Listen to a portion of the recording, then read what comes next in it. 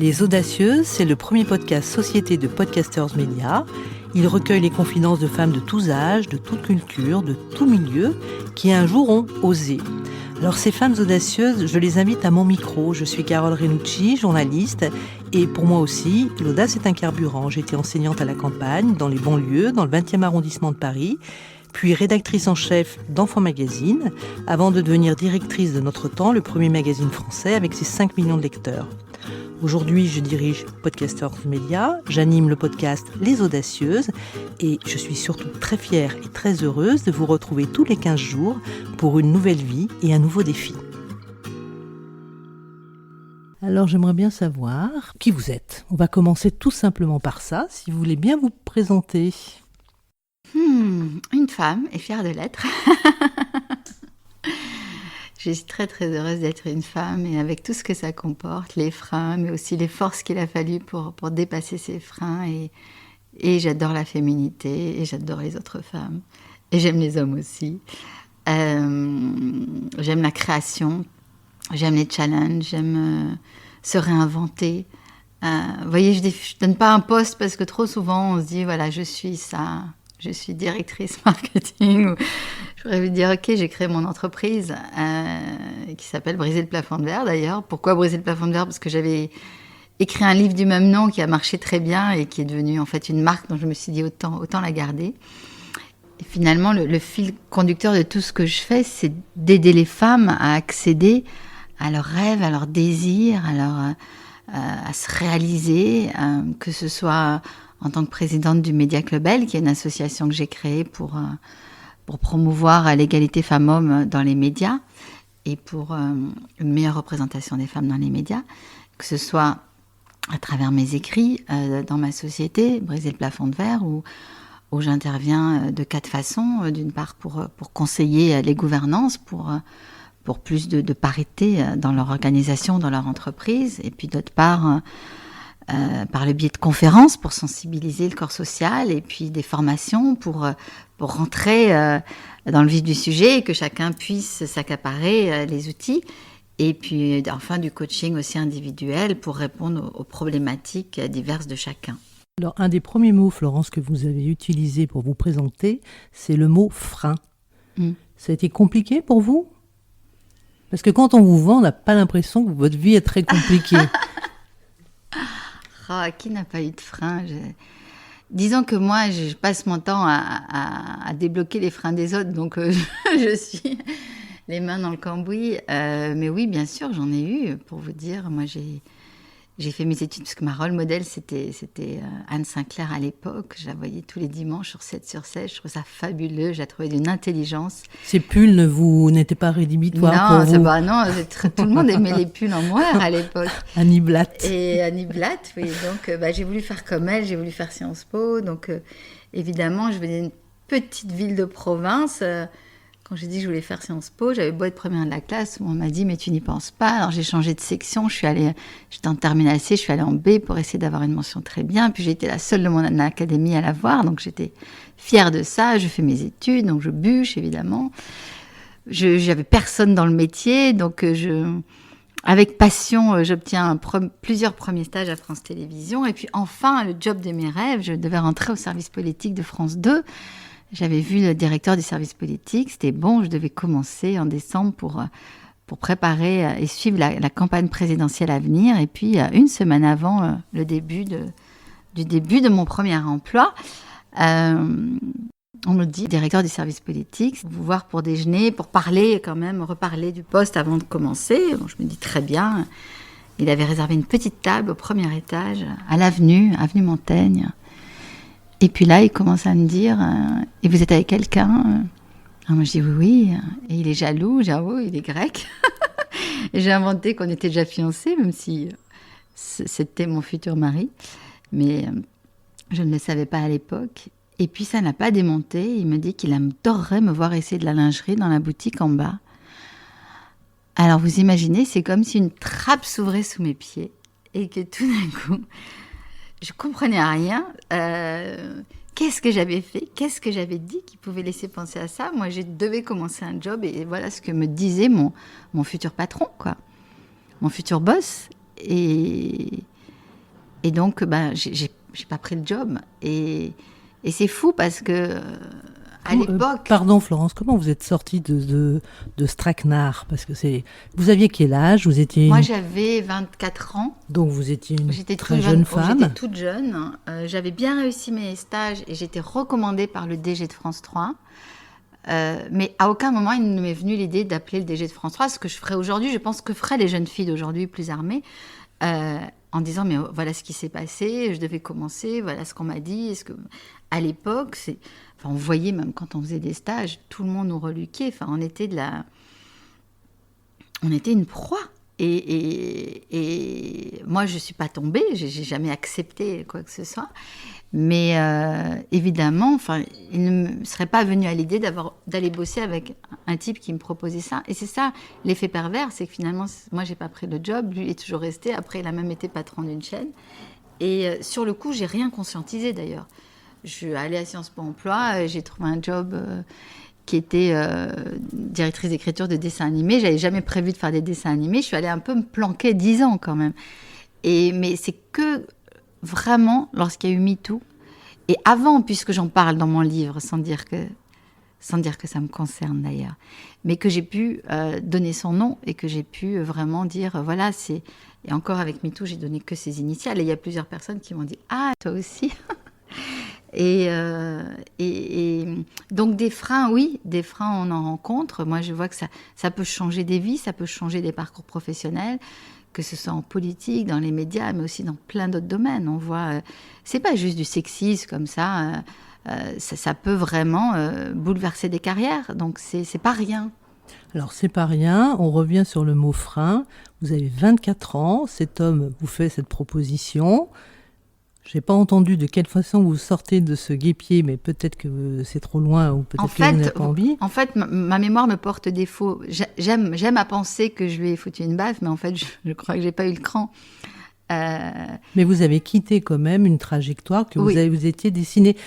Quel sentiment vous aviez à ce moment-là? Parce que vous me parlez de 10 années finalement dans un secteur qui n'était pas vraiment celui...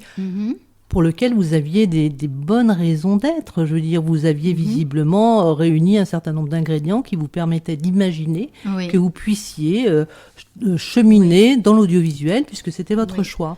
J'étais faite pour être journaliste politique, j'étais passionnée de politique. Mais bon, j'ai aimé faire des dessins animés, mais au bout de 10 ans, j'aurais pu rester et gagner très très bien ma vie dans les dessins animés. Au bout de 10 ans, j'étais productrice de séries internationales, mais en effet, je suis revenue au journalisme par la petite porte, cette fois-ci, avec mes propres projets. Et puis, j'ai quand même réalisé des documentaires chez Capa. Mais c'est vrai que vraiment, pendant des années, je n'ai pas du tout conscientisé, ça qui est dingue, que c'était à cause de cet entretien. Il a fallu beaucoup de recul pour que je pense qu'on enfouit des choses. Il y a eu des regrets à un moment donné, parce que vous me dites j'étais faite pour être journaliste politique, donc vous ne l'avez pas été. Oui. Peut-être que vous le serez, on ne sait pas. La vie n'est pas finie, elle est longue. Peut-être je ferai de la politique, qui sait, mais je ne sais pas. Non, je pense qu'il y a des gens qui ont beaucoup plus d'expérience dans le domaine et c'est très bien. Moi, j'aime transmettre. Je sais que je sais créer l'adhésion. Je le vois au Média Club L. Vraiment, on a eu en quelques mois presque 800 membres. Ça a été incroyable. Donc je sais mobiliser. C'est un peu politique ça. Oui. C'est un peu le fait d'une éventuelle future femme politique. Peut-être. C'est un sujet de mobilisation. J'en parle jamais, mais peut-être, bien que j'ai jamais postulé pour aucun mandat. Et puis, ce que j'aime pas, c'est évidemment les rouages, ces codes, on va dire, très yang, très masculin. Et là où j'aimerais qu'on puisse mettre plus de yin et dans la politique. Mais c'est sûr que une femme comme Jessica Arden, par exemple, c'est un vrai rôle modèle, quoi. C'est une façon de faire de la politique autrement. Mais je sais que pour arriver là où elle est, elle a dû être très stratège. Et c'est pas une enfant de cœur non plus. Hein. Donc, mais je trouve que on peut pas dire toujours il faut que les choses changent et dire oui, mais pas moi j'y vais pas, c'est les autres. Moi, je le fais à mon niveau aujourd'hui, en aidant les autres. J'ai aussi beaucoup poussé de femmes à se porter candidate à la députation, parce que grâce au quota, justement, il y avait des occasions inespérées. Et je pense que petit à petit, quand même, le paysage politique est en train de changer. Et tant mieux. Il y a une vraie ouverture pour qu'il change.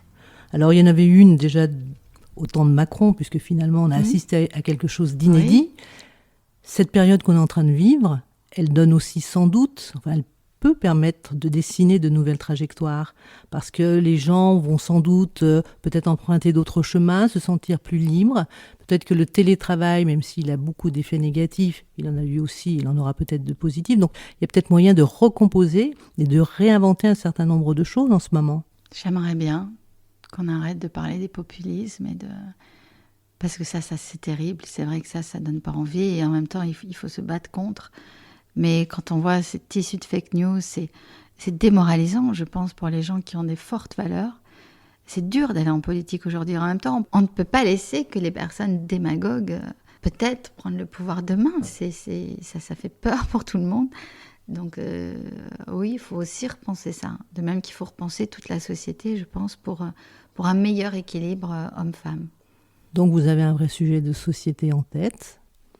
Le mot politique est venu. Et puis il y a une notion sur laquelle j'ai très envie de revenir, parce que ça m'interpelle. Quand vous dites, depuis le début d'ailleurs de notre entretien, moi j'aime et j'ai envie d'aider les autres. Comment ça vous est venu cette espèce d'élan, si je puis dire? C'était en vous ou racontez-nous ça. Vous avez le chic pour faire parler les gens, Carole. C'est un petit peu mon métier, Florence, donc ça tombe bien. Tout le monde ne sait pas le faire aussi bien. Je crois, vous savez, ce que j'observe en coaching, par exemple, c'est que quand les gens ont une problématique à la table de la réunion, face à leur boss, en fait, on remarque qu'ils prennent la même place qu'ils prenaient à la table de la famille, en fait. Et la personne qui est toujours timide, effacée l'été, la personne qui est toujours le bout en train, ou alors le révolté de service l'été dans la famille. Et moi, finalement, je crois que dans la famille où je suis née, depuis que je suis née, j'étais la plus jeune, mais en fait, j'ai aidé tout le monde, quoi. J'avais un papa dont la maman avait perdu, je ne vais pas faire pleurer, hein, on a perdu 6 enfants. Une maman qui vivait un peu la domination machiste de son mari, une sœur qui n'a pas accepté de plus être fille unique quand je suis arrivée, et finalement, avec beaucoup de tristesse dans cette famille, et finalement, ma raison d'être, ma seule survie, c'était d'être le soleil pour tout le monde, quoi. Et donc je vous confie quelque chose de très intime, mais c'est vrai que depuis aussi longtemps que je me souvienne, je suis là pour que les autres aillent mieux. Et alors certains disent on n'est pas dans une famille par hasard. Et donc moi, ça a fait, je ne sais pas comment on peut dire, peut-être ma raison d'être en fait, tout simplement. Et donc je sais que ça, je le fais bien. Alors écoutez, est-ce qu'on peut parler un petit peu de vos enfants? Parce que je suis dans votre environnement, j'ai trouvé des livres sur la table, à droite il y a un gros nounours. Alors vous êtes solaire, vous l'avez dit avec vos mots, vous l'avez été sans doute pour votre entourage familial, hein, comme vous venez de le décrire. Qu'est-ce que vous leur racontez à vos enfants? Parce que je trouve qu'aujourd'hui, les adultes ont une vraie responsabilité. On ouvre le journal, ça fait peur, il faut quand même le dire, on écoute la télé, ça fait peur, on est quand même dans un univers extrêmement anxiogène. Qu'est-ce qu'on peut raconter à ses enfants quand on est comme vous, une femme qui va de l'avant, une femme qui est dans la générosité et qui veut faire avancer les choses? Alors j'ai mon enfant de 8 ans, mon garçon Gabriel, qui est très créatif, vraiment incroyable. Il a dû me faire 10 cadeaux de fête des mères, mais tous plus beaux. Alors c'est pas parce que je suis maman folle dingue, mais c'est presque du Basquiat. Enfin, c'est magnifique ce qu'il peut créer. Et il est aussi très proactif. Alors il est en train de devenir chef de bande, mais ça nous a posé des petits soucis ces derniers mois, parce que des fois il fait des bêtises, quoi. Et donc on a des grandes discussions en ce moment, et je lui explique que avoir de l'influence, ça peut être une bonne chose, mais que c'est très important que ça soit pour faire le bien, et qu'il faut être gentil avec ses amis, et que c'est comme ça qu'il rendra ses amis heureux, et qu'il se rendra lui-même heureux. Et puis comme il est enfant unique et qu'il a un peu tendance à faire la pluie et le beau temps, là on travaille sur justement mettre des règles, des limites, et hier il faisait une petite colère parce qu'il ne voulait pas faire sa lecture, et donc on a eu une grande discussion, et où je lui ai dit, mon fils, il va falloir apprendre la frustration, parce qu'on ne peut pas faire tout ce qu'on veut dans la vie, et je pense que c'est important, parce qu'on voit les dégâts des enfants élevés comme des enfants rois, qui après, dès le moindre problème, peuvent s'effondrer. Et c'est important, même si on les adore et qu'on aimerait de créer de créer pas volontairement, mais de faire en sorte qu'ils acceptent la frustration. Et je pense que l'expérience de ça, c'est important, et qu'on ne soit pas forcément à devancer tous leurs besoins en permanence. Je pense que c'est un des meilleurs cadeaux qu'on peut leur faire. Enfin, moi, c'est l'enjeu du moment, donc c'est pour ça que je vous parle de ça. Mais... C'est un bon point. L'éducation est faite de multiples enjeux, oui. Donc c'est celui du moment. J'ai une question. Est-ce que le mot audace, bon, c'est un garçon, est-ce que c'est un mot dont vous avez déjà discuté avec lui ? Est-ce que vous le freinez ou est-ce qu'au contraire vous le poussez à faire des choses ? Comment vous saluez les mouvements parfois de telle ou telle personne qui ont effectivement osé, qui osent faire bouger les lignes ? Comment ça se passe autour de ce mot-là chez vous ? Alors ça, moi, je le valorise beaucoup parce que je trouve ça super d'être iconoclaste, d'être créatif. Ça, je valorise beaucoup au point qu'un jour, il me dit « Maman, c'est pas une maison ici, en fait, c'est un musée. » Je dis « Pardon ?» Il me dit « Oui, avec toutes mes œuvres d'art. » Alors là, je me suis dit « Bon, il commence à avoir la grosse tête, un petit peu limiter certains compliments quand même à tout bout de champ. » Mais donc, évidemment, moi, je valorise ça. C'est le fil rouge aussi dans mon travail et dans ce que je transmets, c'est que votre singularité est la clé de votre succès, c'est la clé de votre légitimité. Donc, pour moi, l'audace, la plus grande des audaces, c'est d'être soi. Et c'est pas facile d'être soi, surtout si on travaille dans un grand groupe, avec des codes, on a l'impression qu'il faut faire comme la personne faisait avant, qu'on est tous interchangeables. Vous savez, ce mot, oui, quelqu'un d'autre peut être nommé à votre poste, mais vous le ferez pas de la même façon. Et c'est ça qui est intéressant, c'est quelle est cette différence qui va faire votre différence. Et en fait, Jacques Attali m'avait dit à 20 ans, faites quelque chose que personne d'autre ne peut faire. Alors j'avoue que ça m'avait beaucoup questionnée. Et je m'étais dit, mais il n'y a rien, je ne suis pas exceptionnelle. Forcément, ce que je fais, quelqu'un d'autre peut le faire.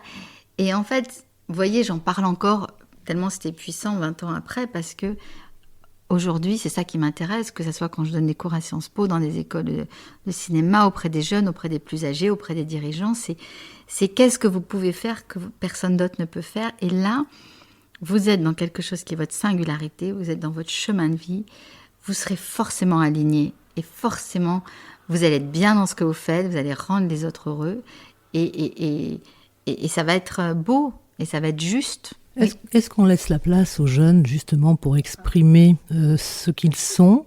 J'entends beaucoup de jeunes qui sont très diplômés, qui n'ont qu'une envie effectivement, c'est de s'exprimer.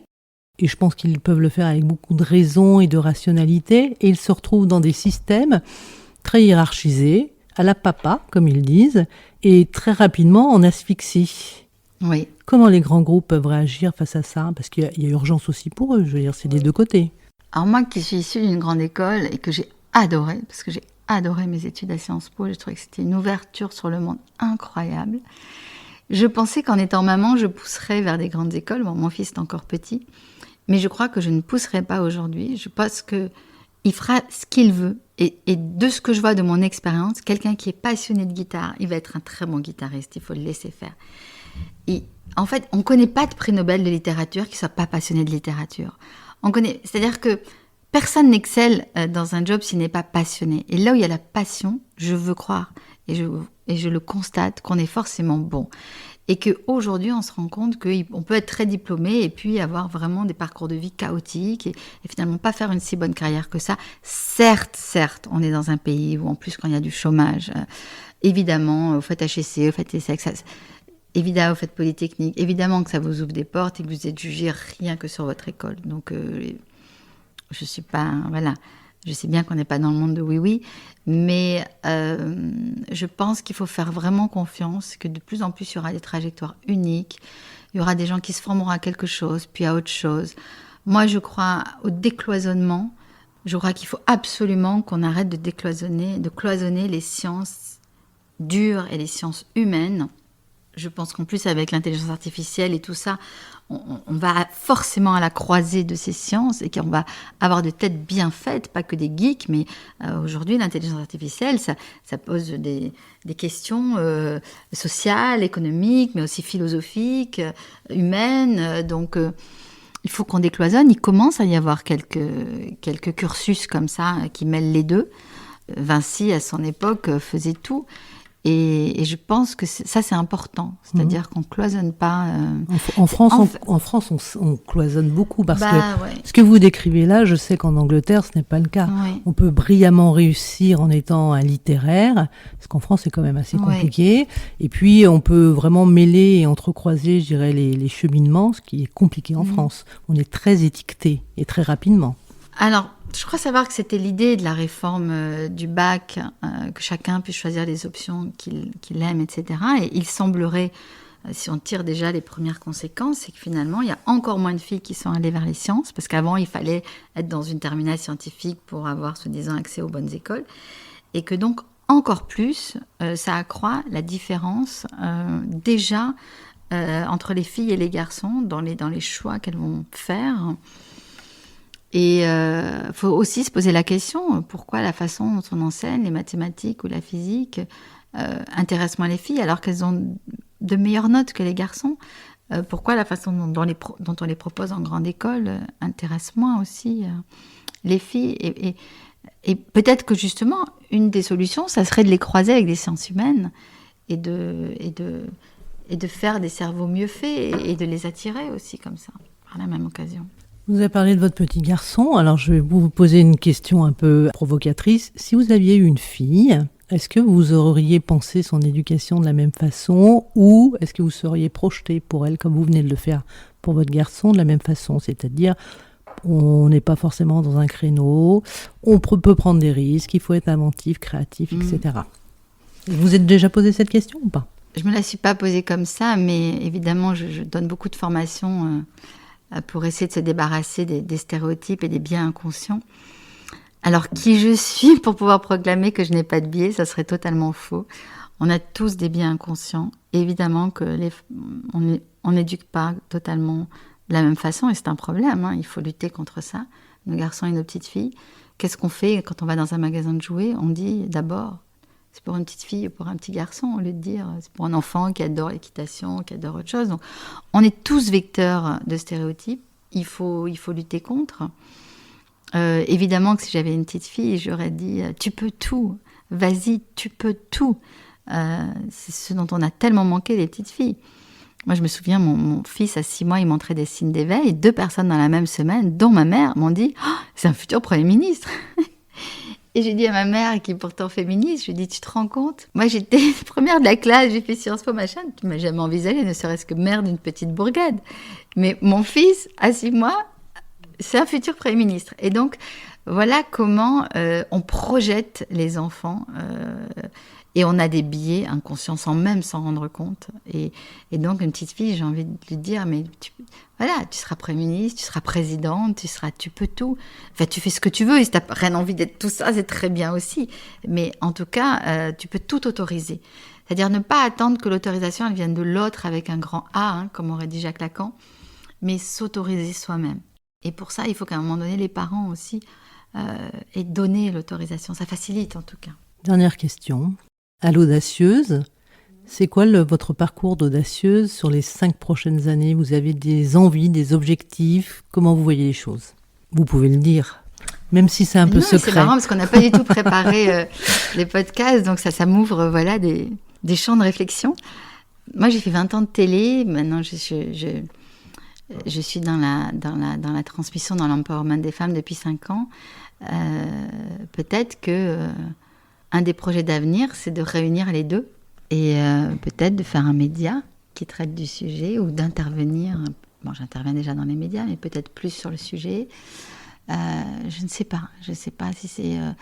Je pourrais avoir, j'ai des très gros clients, je pourrais leur proposer beaucoup plus de choses, mais jusque-là, j'ai pas grossi dans la taille de mon entreprise. Alors, je me suis posé la question, est-ce que c'est parce que je me freine, moi aussi mais... En fait, je suis pas une... Je suis moins une administratrice, je suis pas une chef d'entreprise, je suis plus quelqu'un qui crée des liens, qui innove, qui a des idées, qui va fédérer. Mais la gestion d'une entreprise m'intéresse pas tellement en fait. Donc, je ne sais pas encore. Moi, je crois beaucoup à la sérendipité, c'est-à-dire trouver ce qu'on ne cherchait pas. mais ça arrive au bon moment. Ça arrive comme ça doit. Il faut juste développer sa curiosité, savoir saisir les opportunités, croire à sa chance. Moi, je crois beaucoup aux rencontres. Maintenant, je fonctionne à l'humain. Est-ce que vous trouvez que ça va assez vite ? Parce que les rencontres, ça veut dire être un peu dépendant des autres aussi. Non, mais enfin, pour moi, ça a été très vite là, ces dernières années. Donc, ça a été plus vite même que je ne pensais. Enfin, donc, je suis plus que comblée aujourd'hui. Épanouie. Épanouie aussi. Vous en avez l'air, je le dis parce qu'on ne le voit pas, mais vous avez un grand sourire depuis le début de cet entretien. Alors on l'entend, forcément. En tout cas... Et pourtant, je sortais d'1h30 de conférence. Mais vous voyez, en fait, plus on donne et plus en fait on se nourrit. Je trouve que c'est ça qui est chouette aussi dans ce métier. Et ouais, je crois que j'ai plus peur de vieillir. C'est pas mal. Alors c'est très bien.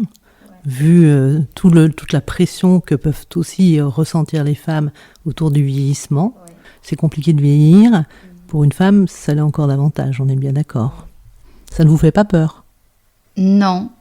Non, de plus en plus, j'admire les femmes qui ont plein de sagesse, plein de rites, qui ont envie. Pour tout vous dire, je vais commencer un roman cet été où l'héroïne, enfin, une double héroïne, dont une vieille dame.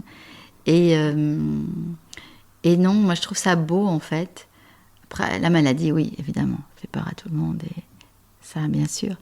Mais je trouve qu'on gagne en épaisseur de pensée, en profondeur. Moi, si je peux vieillir en ayant des discussions passionnées avec les autres et juste en cultivant l'amour autour de moi, ça me va, quoi.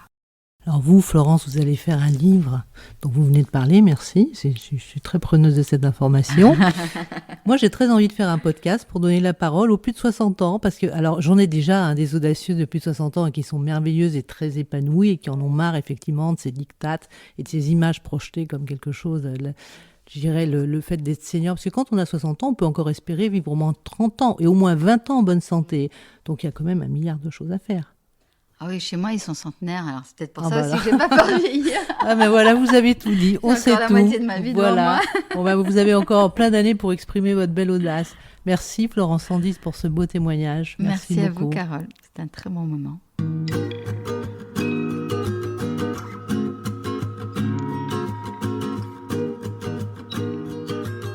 Merci d'avoir écouté avec nous ce nouveau numéro des Audacieuses. J'espère que vous avez passé un bon moment et que je vous retrouverai dans 15 jours pour une nouvelle vie et un nouveau défi. N'hésitez pas à vous abonner et même à nous mettre 5 étoiles sur votre plateforme d'écoute préférée. Vous pouvez aussi découvrir ou redécouvrir toutes nos Audacieuses, disponibles sur toutes les plateformes d'écoute de podcast et sur celle de podcastersmedia.com.